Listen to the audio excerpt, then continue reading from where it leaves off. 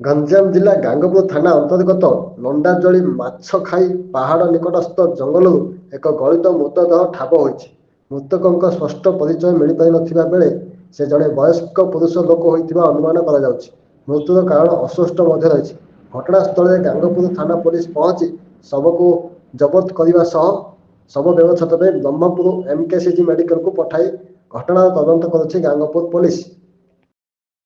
ଆପାତତଃ 18 କିଲୋମିଟର ଦୂରରେ ଲଣ୍ଡାଜୁଆଳି ଗ୍ରାମ ସମୀପ ଗୋଟେ ପାହାଡ଼ ପ୍ରାୟ ପାଖାପାଖି 800-900 ମିଟର ଉପରେ ଗୋଟେ ଅଜଣା ମୃତଦେହ ଠାବ ହେଇଛି।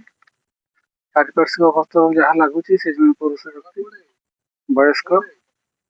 ତାଙ୍କର ଡିଟେଲ୍ସ ଏପର୍ଯ୍ୟନ୍ତ ଜଣା ପଡ଼ିନାହିଁ।